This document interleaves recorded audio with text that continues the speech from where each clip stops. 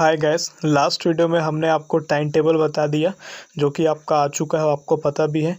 अब जो examination guideline for student यहाँ पे दिया गया है, इस पर थोड़ा सा बदलाव करके डाला गया है, क्योंकि हमने आपको जो लास्ट वीडियो में बताया, जो इनके जो ऑफिशियल व्हाट्सएप साइट से जो प्राप्त हुआ था, वहाँ पे 4 टोटल PDF थे। नंबर ऑफ़ PDF वहाँ पे 4 था। फॉर्म के लिए एक था, मॉक टेस्ट के लिए एक था, एक आपका गाइडलाइन आपका स्टूडेंट के लिए था और एक गाइडलाइन आपका इंस्टीट्यूट के लिए था जो एग्ज़ाम कंडक्ट करवाएगा।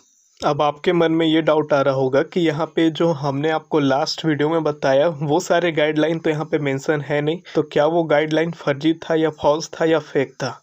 तो देखिए, मैं आपको यहाँ पे कहना चाहता हूँ कि वो जितने भी गाइडलाइन थे सब व्हाट्सएप के थ्रू CSVTU ने जितने भी आपके गवर्नमेंट और प्राइवेट कॉलेज हैं वहाँ के इंस्टीट्यूट को फॉरवर्ड किए थे। तो यहाँ पे मैं आपको ये भी क्लियर करना चाहता हूँ कि देखिए, यहाँ पे कहीं पे मॉक टेस्ट को लेकर के नहीं बोला है। जो आपका 7 सितंबर और 12 सितंबर को जो आपका 2 मॉक टेस्ट होना है उसको लेकर के कहीं पर मेंशन नहीं किया है। ओनली फॉर आपका एग्जामिनेशन गाइडलाइन दिया है। तो अगर आप ऐसा बोलेंगे कि वो फेक है तो आपका मॉक टेस्ट वाला रिपोर्ट भी आपका फेक होगा। क्यों?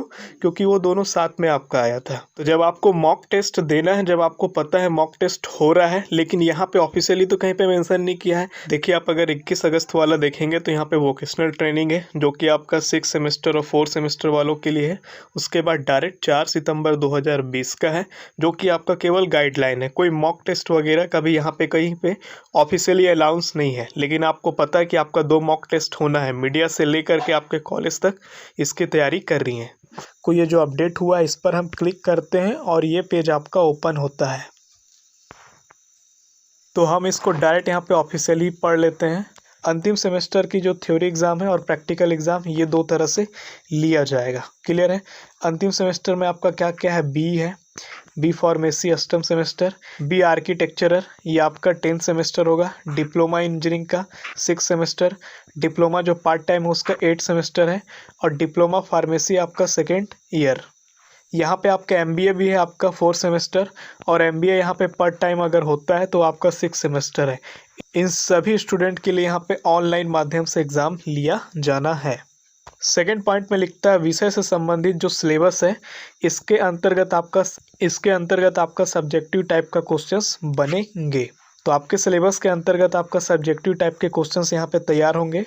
उसके बाद लिखता है जो आपका आंसर शीट है, इनका जो मूल्यांकन है वो नीचे जो टेबल दिया है उसके द्वारा किया जाएगा। आपको लास्ट वीडियो में भी ये टेबल बताया था जो वहाँ पे नोटिफिकेशन आया था, यहाँ पे भी वो टेबल है।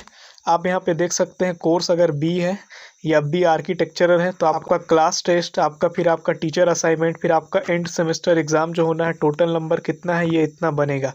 इसी तरह आपका B pharma, diploma, D pharma, MBA, PT MBA और डिप्लोमा पार्ट टाइम। यहाँ पे आपको नोट में दे दिया है कि आपका जो एवरेज है वो कैसे कैसे बनना है, यहाँ पे मार्क्स। इसी में पेज सेकंड का अगर हम बात करें तो यहाँ पे देखिए चौथा पॉइंट पर लिखता है परीक्षा के दिन प्रातः 10 बजे प्रश्न पत्र को प्राचार्य सर या HOD सर के ईमेल, व्हाट्सएप इत्यादि के माध्यम से छात्रों को सेंड कर दिया जाएगा। छात्रों के द्वारा स्कैन की गई जो आंसर शीट होगी वो संबंधित प्रिंसिपल सर या HOD सर के ईमेल या व्हाट्सएप में भेजा जाएगा। 5वां नंबर पॉइंट जो आपका बोलता है एक परीक्षा के लिए 100 MB का हाई स्पीड बैंड विड्थ आवश्यक है। तो आपका एक जो एग्ज़ाम है उसके लिए आपका 100 MB का आपका हाई स्ट्रेंथ का आपका क्या होना चाहिए, हाई स्पीड बैंड विड्थ की यहाँ पे आवश्यकता है, जैसा कि यहाँ पे बताया है। 6वां नंबर पॉइंट बताता है जो आपका आंसर शीट है उत्तर पुस्तिका उसको निम्नलिखित एप्लीकेशन के द्वारा स्कैन किया जा सकता है। तो यहाँ पे एप्लीकेशन भी आपको दिया हुआ है, यहाँ पे आप देख सकते हैं। 7वां नंबर पॉइंट जो है आपका PDF का साइज मैक्सिमम आपका 20 MB होना चाहिए। फिर आप जो PDF बना लेंगे उसके बाद जो उसका आपको नाम रखना, आपका विषय कोड, रोल नंबर, ये सब होगा। जैसे यहाँ पे एग्जांपल दिया हुआ है तो आपका कोड किस तरह से आता है, यहाँ पे ये आपका सब्जेक्ट कोड, फिर यहाँ पे आपका ब्रांच का कोड आता है, फिर आपका अगर रोल नंबर ये है तो इस तरह से आपको रोल नंबर लिखना है। तो PDF का कैसे बन गया, तो आपका पहले यहाँ पे देखिए ये सब्जेक्ट कोड आएगा, उसके बाद आपका यहाँ पे क्या आएगा, रोल नंबर आएगा। 8वां पॉइंट पर बोलता है छात्र के द्वारा A4 साइज का पेज यूज़ में लाया जाएगा एवं प्रश्न पत्रों का जो उत्तर है तर्क संगत यानी 2 पॉइंट लिखा जाएगा। आगे लिखता है प्रथम पृष्ठ का प्रारूप विश्वविद्यालय के वेबसाइट में प्रकाशित किया जाएगा, जैसे कि हमने आपको लास्ट वीडियो में भी बताया था, एवं प्राचार्य के द्वारा छात्रों को उपलब्ध कराया जाएगा। प्रत्येक पृष्ठ के नीचे दाहिनी तरफ पृष्ठ क्रमांक आपको दर्ज करना है। 9वां पॉइंट आपका बोलता है दूसरे पृष्ठ यानी पेज नंबर 2 में छात्र के द्वारा प्रवेश पत्र लेकर सेल्फी लिया हुआ फोटो अपलोड किया जाएगा।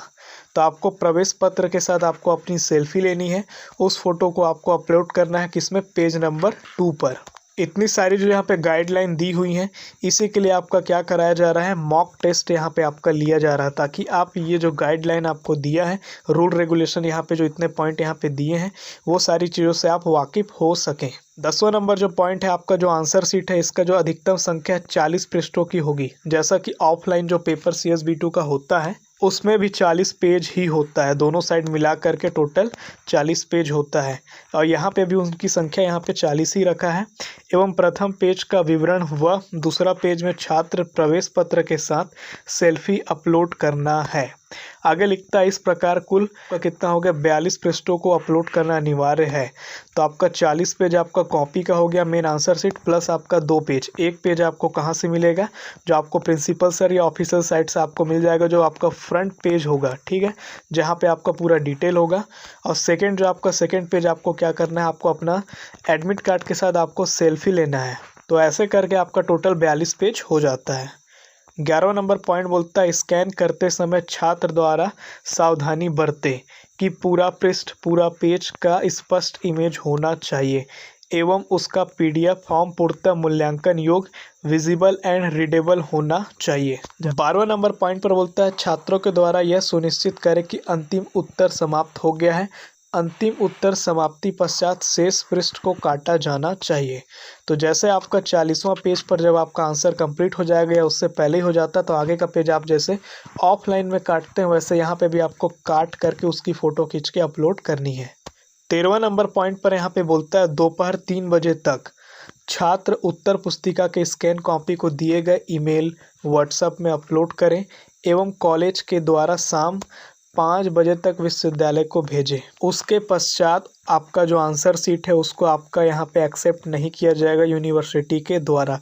तो 3 बजे जो भेजने का टाइम है वो स्टूडेंट का है, और 5 बजे जो भेजने का टाइम है वो यहाँ पे कॉलेज का मेंशन किया है। आगे लिखता है 14 नंबर पॉइंट पर परीक्षा के दौरान छात्रों को एक दूसरे या अन्य के साथ संपर्क करना निषेध है। यदि निगरानी करते समय ऐसी गतिविधि पाई गई तो उसे नकल प्रकरण UFM के अंतर्गत कार्यवाही की जाएगी। तो ये पॉइंट तो आपको समझाने का जरूरत नहीं, इस पर आप अच्छे से वाकिफ़ हैं। आगे लिखता है अलग अलग 2 छात्रों के उत्तर पुस्तिका में एक रूपता पाए जाने की स्थिति में दोनों छात्रों के ऊपर नकल प्रकरण UFM की कार्यवाही की जाएगी।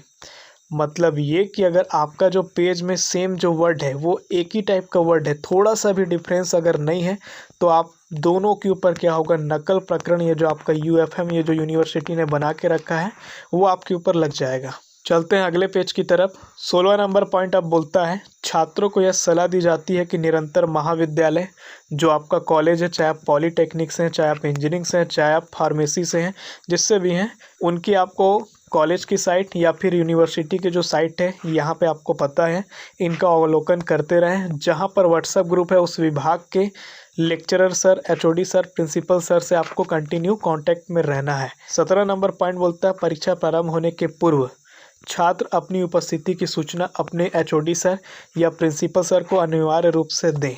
तो जैसे आप एग्ज़ाम में शामिल होते हैं, आप अपना अटेंडेंस को यहाँ पे आप अपना वेरीफाई करा लें। 18वां नंबर पॉइंट बोलता है जो आपका प्रायोगिक परीक्षा है, जिसको हम प्रैक्टिकल भी कहते हैं, इसका जो समय सारणी है, टाइम टेबल, प्राचार्य सर द्वारा सभी विद्यार्थियों को सैद्धांतिक परीक्षा के पश्चात सूचित किया जाएगा। ठीक है, मतलब जो आपका भी ये एग्ज़ाम हो रहा है इसके बाद बताया जाएगा। प्रायोगिक परीक्षा प्रातः 9 बजे से दोपहर 3 बजे तक ऑनलाइन आयोजित की जाएगी। परीक्षा समाप्ति पश्चात उत्तर पुस्तिका का स्कैन कर ईमेल, व्हाट्सएप इत्यादि के द्वारा संबंधित प्राचार्य सर को प्रेषित किया जाएगा। 19वां नंबर पॉइंट बोलता है निर्धारित समय सीमा के अंतर्गत छात्रों द्वारा स्कैन उत्तर पुस्तिका प्रेषित न करने की स्थिति में अनुपस्थित माना जाएगा।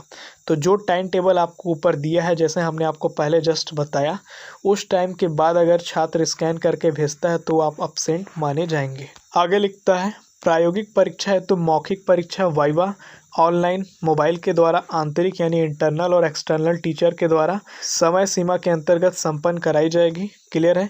मौखिक परीक्षा के दौरान छात्र को ऑनलाइन चाहे वो लैपटॉप से हो, कंप्यूटर से हो या मोबाइल से हो उपलब्ध होना आवश्यक है, अन्यथा वो अब्सेंट या अनुपस्थित माना जाएगा। अब तो यहाँ पे आपका हो गया पूरा पेपर का बात। अब बात करते हैं आपका प्रोजेक्ट, क्योंकि अगर आप फाइनल ईयर में हैं तो आपको प्रोजेक्ट से तो गुजरना ही पड़ता है।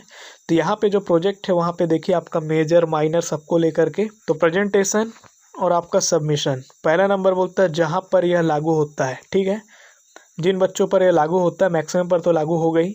छात्र के द्वारा जो आपका प्रोजेक्ट वर्क है संबंधित lecturer sir, HOD sir, principal sir को सैद्धांतिक परीक्षा के पूर्व ईमेल व्हाट्सएप के द्वारा जमा करना आवश्यक है। ऑनलाइन प्रस्तुतिकरण संपन्न करें। तो ये भी आपको डेट दे दिया जाएगा आपके कॉलेज से।